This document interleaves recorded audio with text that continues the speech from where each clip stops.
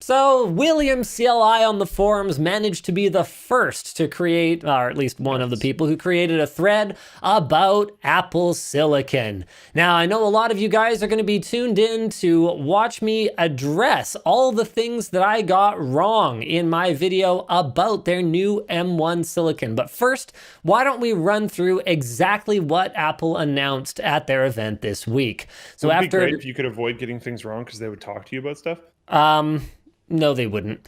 After literally years of speculation, the announcement was made at this year's WWDC in June, and Apple has now finally unveiled 3 new Macs based on their M1 chip, Apple's in-house SoC. Now, an in-house SoC from Apple is actually nothing new. They've been doing that for over 10 years. But an in-house SoC designed for anything other than a traditionally mobile device like a phone or an iPad, that is a new thing. Okay, strictly speaking, an Apple TV is not a phone or an iPad, but it's a phone or iPad. I mean, come on. All right, so the M1 is a package-on-package design that integrates multiple chips, CPU, GPU, I/O, secure enclave, and a neural engine together into one stacked package with several advantages, including lower latency, smaller footprint, and simpler power delivery.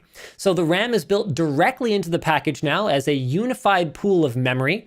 It's accessible by the CPU, GPU, and neural engine, and we're hoping to see some kind of performance improvement on account of that level of integration. But this has the side effect of limiting your memory options to 8 gigs or 16 gigs max with no expansion possible. Total power consumption has been estimated at 18 watts with Apple's slides showing 10 watts. Bear in mind, guys, the performance per watt of a chip varies wildly depending on how close you are to the very edges of its capabilities.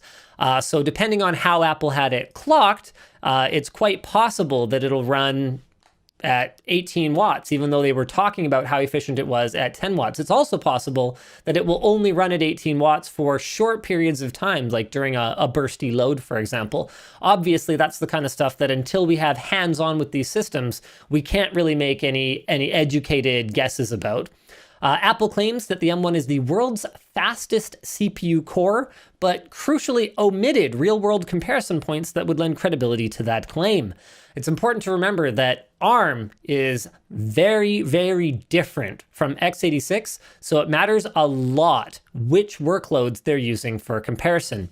Even between comparatively much more similar CPU cores from AMD and Intel, some workloads prefer one design over another. Like you can have, I mean, it's something I've been asked. If I had $1 for every time someone asked me, why is AMD only clocked at 4.2 gigahertz and Intel is clocked at 4.9 gigahertz and the AMD one is just as fast? Because they're not the same thing. They execute the same code, sort of. Yeah. Sort of. But they're not the same thing. Architecturally, they are very, very different. I mean, going back to when I was first getting into this stuff, one of the biggest revolutionary changes that's happened with x86 in the time that I've been an enthusiast was integrating the memory controller onto the CPU die. What it did was it drastically lowered memory latency in a way that had an enormous impact on performance. They were both still x86 chips, but one of them was just way faster.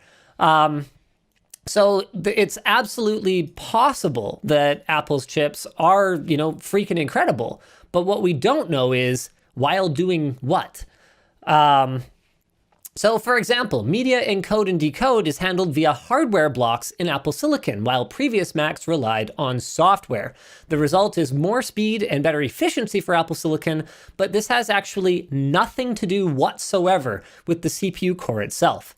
AnandTech, though, is under the impression that it will live up to Apple's claims, and the first 3 M1 Macs are going to be the MacBook Air for $999. It's fanless, so I'd be surprised if that one goes over that 10 watts that Apple was talking about, a 400 nit display, headphone jack, and 18-hour battery. The MacBook Pro at $1,300 with a 500 nit P3 display, touch bar, woo, headphone jack, and 20-hour battery, and the Mac Mini for $700 with no internal expansion, no 10 gig Ethernet option, and none of the new Macs seem to offer any differentiation between their M1 implementations, and all have a maximum of 2 Thunderbolt/USB 4.0 ports. And it's sort of a little bit of a question mark right now, what exactly they mean by Thunderbolt, and why exactly it would be that these Thunderbolt ports do not support external GPUs, because an external GPU is pretty much just connected via PCI Express, which is what is the underlying technology for Thunderbolt. So why exactly it is that it wouldn't support external GPUs is not clear. We've ordered all 3, so get subscribed so you don't miss our coverage. Let's talk about the things I got wrong here, though.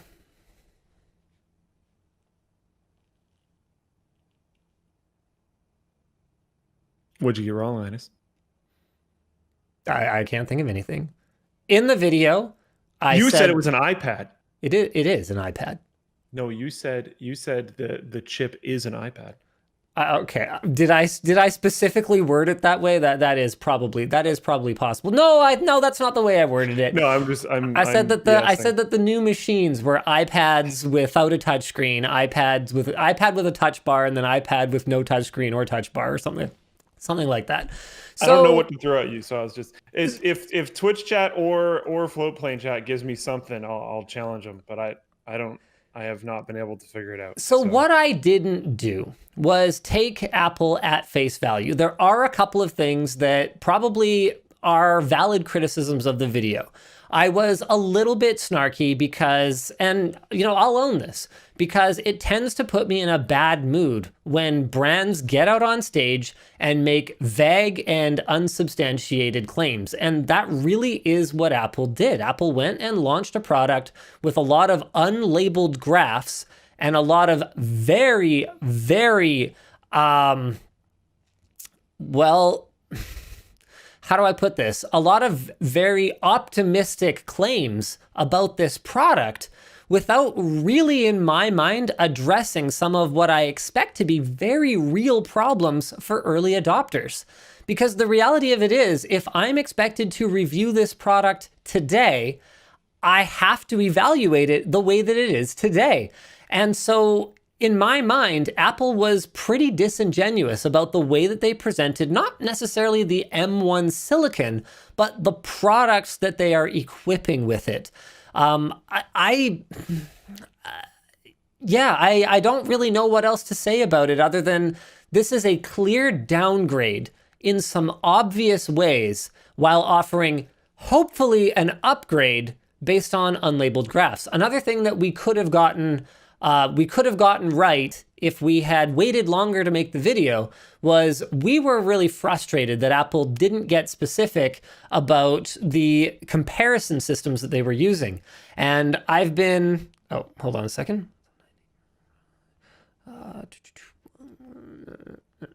Yeah, Riley knows how to get in touch with me. All right. And I've been informed that Apple has actually added more information to the bottom of the web page for the new M1 processor about what systems were used for comparison. The problem, though, is that it's still not very specific. So during the presentation, that information wasn't available, wasn't made immediately obvious. And then, yes, it was added later to a product page, which we didn't see because this was a video that we rushed out because we were reacting to the announcement. But it's still not very specific. It still just says stuff like Core i3.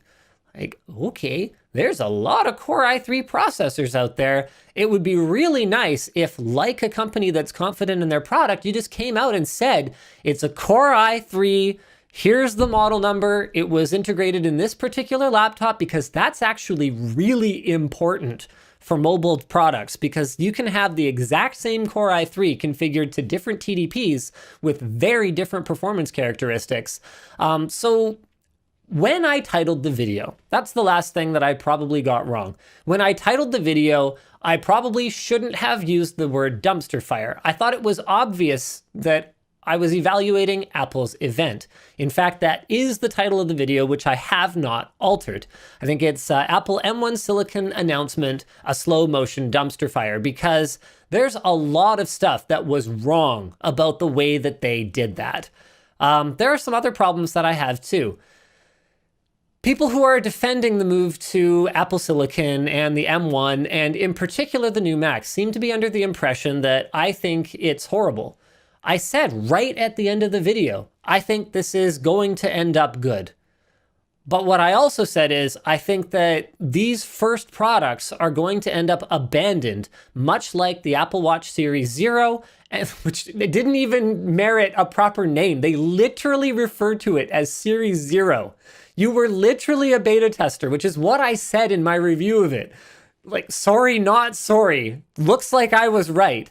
And then the same thing that happened to the iPad, which got something like 2 generations of iOS less support than any other full-sized iPad. And it actually got, I think, 3 or 4 generations of less iOS support compared to the iPad 2. Like, Apple has a history of doing this.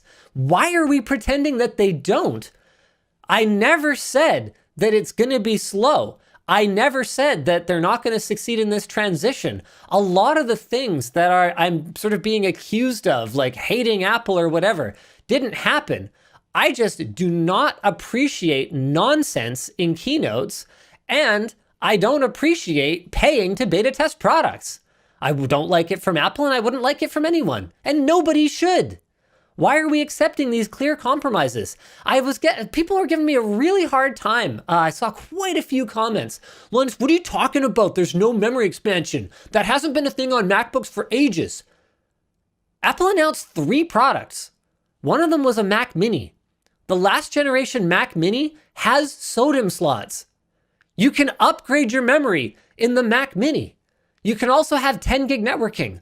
Why doesn't Apple have the option for 10 gig networking? I am a Mac Mini customer. I literally own 3 Mac Minis for work. And the reason I bought them was because they were actually very compelling little machines. I didn't need them to perform great over a long period of time. Didn't care if they thermal throttled. They had good networking at an affordable price, and they run macOS, which we needed for some tool that we were using for ingesting footage. So it's like, I am actually a customer for this product. And I am looking at this new generation product going, oh, you managed to derp it. Good job. Maybe it has a fast CPU or whatever that like hopefully works in a broad range of applications, except, oh, oops, freaking Photoshop isn't ready for at least a couple of months. Photoshop's not ready. Is it really that crazy for me to come out and say, Apple rushed this thing? All right, I've talked for a long time. I'm so sorry, Luke. You might have even tuned out by this point, but what's your take? People think I have resting angry person face, by the way. I was reading stuff and trying to watch a video, which was one of Jonathan Morrison's responses to your video on Twitter. Oh, okay. And I look over to the Flowplane chat, and everyone's like, are you okay? Why is he so mad? I'm like, I'm just watching a video. And I'm not even like mad about the video. Everything's fine.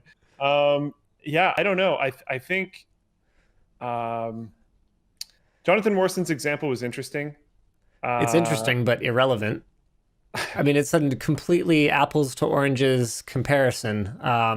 You're looking at fixed function hardware versus like software encoding. Hey, Luke, you know a thing or two about encoding. Want to explain to us why comparing that sort of thing doesn't make a ton of sense? It's totally different jobs. It's not like you're asking for completely different stuff to do completely different things. And like honestly, for a lot of users, I can understand why that would be interesting. Sure. Because they don't care about that. They care about how long it takes to output the video. Absolutely. And what Apple did is great for mobile users who are recording a video on their phone and then want to upload it to YouTube or a social media platform or whatever the case may be. It's perfect for that. The problem is that you can't build fixed function hardware to address every rando edge case that you would encounter on a desktop or a laptop or in a desktop or laptop environment. Today was a perfect example. I'm working on a project that I can't really talk about. It's not my project, it's someone else's project. So I really can't give you guys any details, but there's a lot of people collaborating from different locations because coronavirus, and the people who are working on this project are going to get a lot of different kinds of footage encoded at different resolutions and different bit rates. They're going to be combining them all into one timeline, and I pretty much guarantee you that Apple is not going to be able to build in the fixed function, decode, and encode hardware for all of these different things. And that's one of the disadvantages of a more generalized architecture.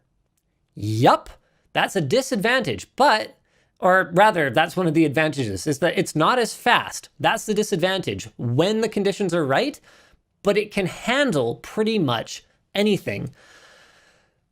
So someone in the Floatplane chat said, I'm going to change their wording slightly, but says a person who loves Intel QuickSync. QuickSync is cool. I wouldn't describe myself as a person who loves Intel QuickSync. There's a time and a place for it.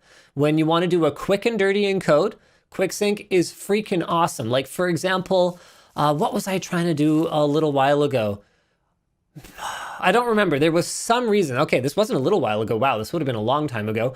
There was some reason that I was trying to encode a bunch of seasons of a show that I had ripped from Blu-ray. And I wanted to copy them onto a phone. And this was before I was using Plex, so I had to do this manually. So I got some tool that supported QuickSync, and I used it to make like 480p copies of all the episodes. And it ran many times faster than using CPU encode. That was an example of a time that QuickSync was flippin' awesome. The quality, not as good, but boy, was it ever done fast. And given that I was going to be watching it on a phone, I didn't care. And that's an example of a time that that's an illustration of what I mean by fixed function hardware being great for like a mobile optimized experience, but not necessarily the best thing for desktop or laptop. I'm not saying it's bad. In fact, I never said in the video, I never said it was going to be bad. I just said, this is a lot of nonsense. This is a lot of hand waving without any substance. And I don't like that. And we're going to have to wait until we get the product. Are you muted? Or are you just not talking? No, one sec. Oh, okay. All right. So, Abdul Muiz says, Linus, can't wait for you to take back your words. What words would I take back? That was my point earlier. Check disk. I didn't check what, sorry? Check Discord really quick. Oh, sure, yeah. I didn't actually say that it was bad. I tend to lean towards skepticism whenever I am not given concrete data. That is my tendency. And it also speaks a lot, in my mind, to the confidence that a brand has about their new product. It tends to be that when they get really specific, I mean, a perfect example of this is NVIDIA when they launched their RTX 3000 series. They got real specific about what was good about these things and why they were going to be the absolute harbinger of embarrassment for poor AMD Radeon, who hadn't managed to release a decent graphics card in forever. It exudes confidence. Another perfect example of this is AMD's Ryzen 5000. I mean, they were putting information out about these things, like a month before launch? When you think there is any chance whatsoever that your competition has anything on you, you keep your cards real close to your chest. And when you think that there's a chance that what you're releasing just, quite frankly, ain't that good, you get real vague in your launch materials. It's a pattern that I've seen time and time and time again. So when I see it, I go, oh, not this again. All right, well, let's see how it goes. And I find it very frustrating. Yeah, I'm not super nose to the ground on this, but I think it will make a lot more sense for people to be critical about it. I don't know, later, if that makes sense. So what I'll be doing is it's going to be Anthony who's going to go through and evaluate the M1 silicon component of all of this. He's far more familiar with the macOS environment. In fact, he's been writing, I think basically all of our Mac content for the better part of the last couple of years. And then as for mobile, I mean, this is kind of a funny thing because like Riley's been the guy when it comes to iPad in particular. Like he was the one who, really pushed for doing more content, particularly around the iPad Pro as a laptop. That's another really funny thing is that just because I called the new MacBook Air an iPad doesn't necessarily mean that I don't think that's good. It's just that it's an iPad. The iPad Pro is actually really sick. And we made a video talking about the argument to be made for the iPad Pro as a laptop. We came away with very positive impressions of it. So all this is an iPad Pro that has the keyboard pre-attached and doesn't have a touchscreen. A lot of people seem to interpret my tone, which, arguably probably could have been more positive, but I was in a pretty irate mood because of the way that Apple was sort of being vague and Apple about it. I think a lot of people basically took my words and twisted them into something that they were not. I said, yeah, it's an iPad. And it fundamentally is. It's an iPad with a higher thermal target. And that's fine. We already said that's a pretty good experience. And higher thermal targets can change a lot, sorry. Absolutely. Especially as we've seen in the past, some of these devices are like pretty significantly throttled. Sometimes, not always. Especially with modern processors that do a really good job of balancing their power and turboing up, one or even just or two or even just one core to get things done in a really snappy fashion. Absolutely. All right. So I guess that's pretty much all I have to say about that. Let's see if anyone in Floatplane is looking at their... Yeah, okay. Nothing else to really say about it. I'm really looking forward to checking them out. I'm hoping for the best, but I think that it's going to be very, very difficult to recommend these things right out of the gate. That's just all there is to it. It's the kind of thing that I almost wonder if we need to review twice. And to be fair, this is another one where I think people might grab what you just said and pull more out of it than there might be, because you almost recommend nothing right out of the gate. Well, yeah, it's tough. I've said forever, wait for proper reviews, which there aren't yet. Yeah, but there can't be a proper review of something that's not done. And for another one, wait for user reviews. So it's really tough right now. Apple's in a, I don't feel too bad for them. I mean, this is absolutely their own situation they've created. But they're in a bit of a tough transition period right now. I mean, our review of the most recent iMac was very similar to what I think we're going to end up with the first Apple Silicon Macs, where we basically said, well, it's the best iMac that you shouldn't buy. And we didn't say you shouldn't buy it because the performance is bad or the screen's bad or really anything. I mean, we did criticize the fact that the design is how many years old is that shell at this point? I can't remember. It's really old. The bezels are not looking very 2020 or even 2018 at this point. So we did criticize that, but we said, look, the reason you shouldn't buy it is because we just don't know what's going to happen. We don't know how long it's going to get support in future macOS updates.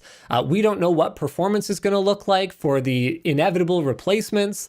And we're going to have to say the same thing here. If it was me for my specific use case, which is where I want 10 gig networking in a nice compact machine that runs macOS, I'd be scooping up Intel-based ones right and left to make sure that I don't freaking run out of them, because Apple has clearly no replacement for my use case at all.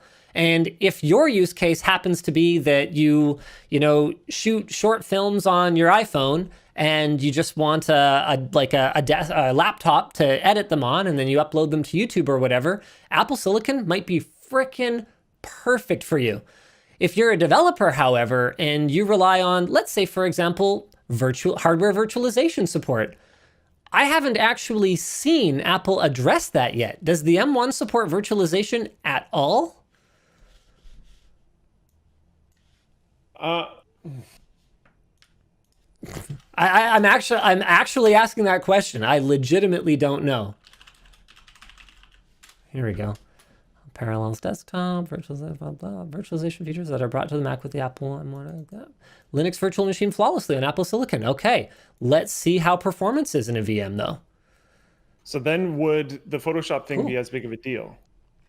It depends. Because like what some other people have been bringing up is that you could just run it in Rosetta. So and then it should be significantly faster there. Let's hope so. Let's hope so. But we don't know. We can't know until we try it. Right. Yeah, we can't know until we try it. Actually, I do have one more thing to say about this. It's also been very interesting seeing people pull up Geekbench as though it's like the be-all and end-all of performance benchmarks to indisputably prove that Apple M1 Silicon is the best thing. It's like, okay, you know why we don't use Geekbench in our reviews? Like, unless we're working with a Mac or trying to do a cross-platform comparison. Do you have any idea why we don't do that? Luke? Bueller? No, Bueller? Actually. Anyone?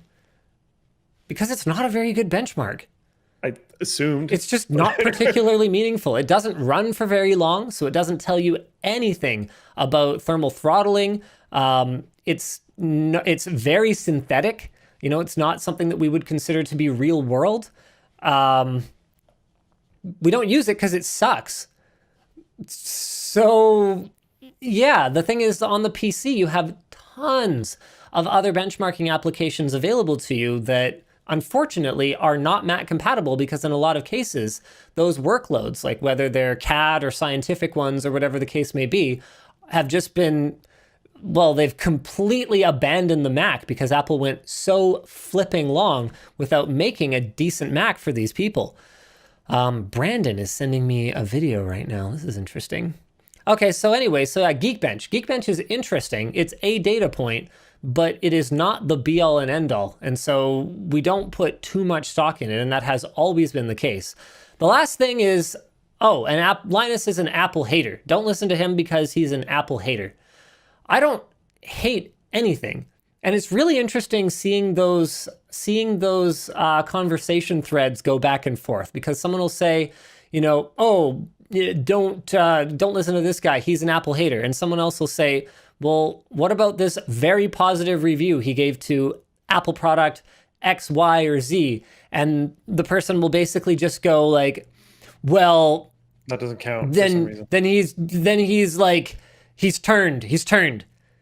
You don't turn. I'm actually surprisingly consistent if you go back.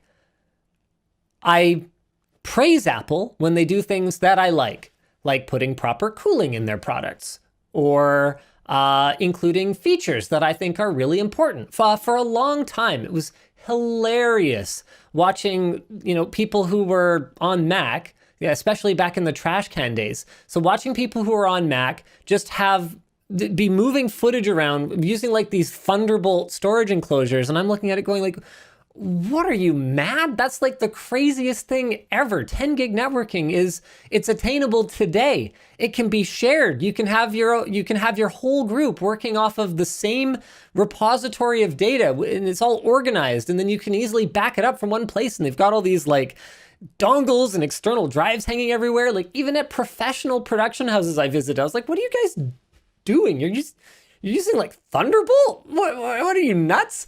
And so when Apple does things that I think are good, like adding 10 gig networking to the iPad Pro and to the Mac Mini, I was like, good job, Apple.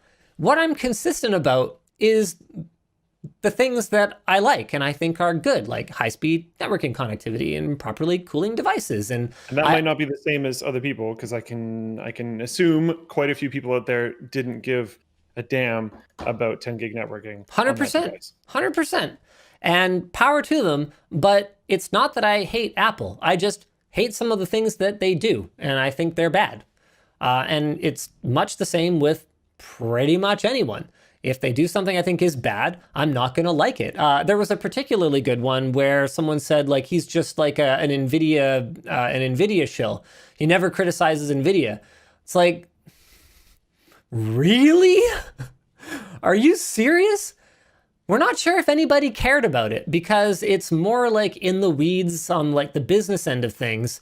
But we got into NVIDIA's anti-competitive behavior with their partners, which is something almost nobody else is talking about when we reviewed the RTX 3070, because it's not good for the industry. And when we see things that are not good for the industry, we're going to call them out. It doesn't matter if you're Apple or NVIDIA or whoever the case may be. All right. Yeah, I was going to say, I don't think NVIDIA would agree with you being in an NVIDIA shill. I don't think they would feel that way. In my search for negative responses to that video, Yeah. one of the things I did was check the comments on it, because that's usually a good way to find stuff. And I actually didn't find much. It seems mostly isolated to a couple video responses and Twitter. But one response that I found that I thought was quite funny. Oh, I've lost it now. No. Oh, here it is. Someone named Radeon, but not spelt the way that AMD Radeon is spelt, says, Linus, Apple is so far behind. Internet Explorer, our battle shall be legendary. What? I enjoyed that. That was pretty good.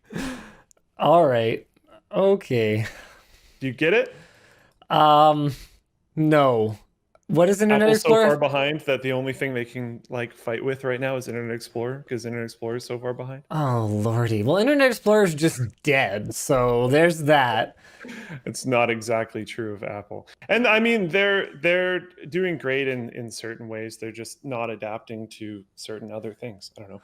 Apple leads stuff a lot. Like when you see the headphone jack go away, and like everyone laughs at them, and then immediately afterwards rips it off of every device they possibly can. Like, yeah, I don't know. Display notches are another perfect example of that. It's like, you hate Apple because you criticize the notch. No, I criticize the notch everywhere, and I particularly criticize Apple because it's their bloody fault that the entire industry started thinking it was acceptable to put chunks in hanging out of, or to bite chunks out of displays. I criticized Samsung for it. I criticized OnePlus for it. I would criticize anyone who releases a display that has a notch in it. I think it's stupid. What do you want from me? That has nothing to do with Apple. That has to do with Apple doing something boneheaded and me being frustrated because the entire rest of the industry can't have a single unique thought for themselves, and they just do whatever Apple does. Yep, it's been happening for years.